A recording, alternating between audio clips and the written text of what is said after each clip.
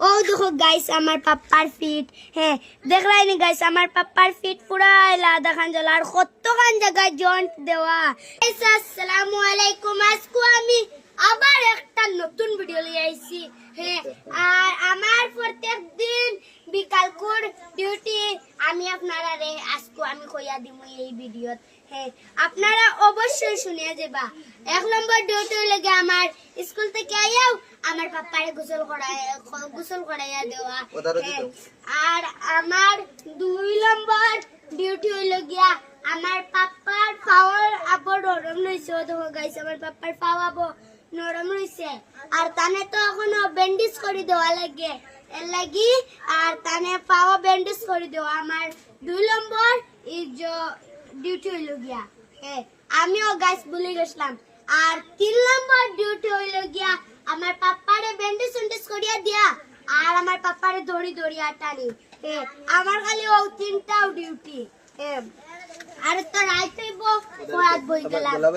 হ্যাঁ আর আমার পাপ্পার ইয়াদ দিও তাই গোসল করতে পারলাম না। হ্যাঁ তো এই ইয়াদ দিয়ে তাই গোসল করতে পারেন না। ও দেখো গাইস তান পুরা ইয়াদ জয়েন্ট লাগায়। তো আপনারা আমার পাপ্পার ফিট দেখছো না বো। হ্যাঁ ক্যামেরাম্যান ওদিকে যাও, আজকে আমি আমার গাইছে আমার পাপ্পার ফিট দেখাইলাই। ওদিকে যাও ক্যামেরাম্যান ওদিকে যাও।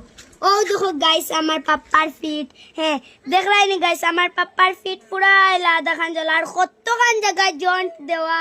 হ্যাঁ সেদিন আপনি আপনারা একটা ভিডিও দিছিলাম মেডিকেল যাইবার আমার পাপ্পার ও জয়েন্ট ওখান ছুটানির লাগি গাইস আমি মেডিকেল যাইতাম আসলাম।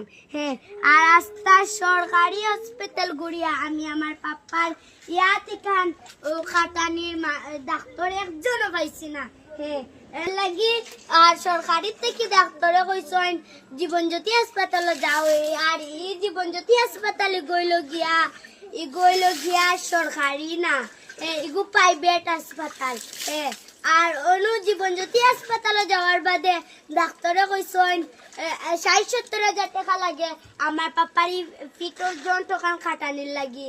হ্যাঁ আর আমরা তো গরিব মানুষ গাইস, আমরার কাছে তো অত টাকা নাই। হ্যাঁ আপনারা যদি একটু আমরা মায়া করতে ভিডিওটাকে যদি আমরা তোরা পয়সা পাইতে আমার পাপ্পারা তখন খাটাইতে পারমু। তো আপনারা চাইলে এটা করতে পারো। এই ভিডিওটা আপনারা বেশি বেশি করে শেয়ার করে যেন সবার কাছে গিয়ে ভিডিওটা পৌঁছে আর সবাই আমার ভিডিওগুলো পুরা দেখিয়া হ্যাঁ এরপরে লাইক কমেন্ট শেয়ার করবা। তো ভিডিওটা ওখানে রইল, সবাই ভালো থাকবেন।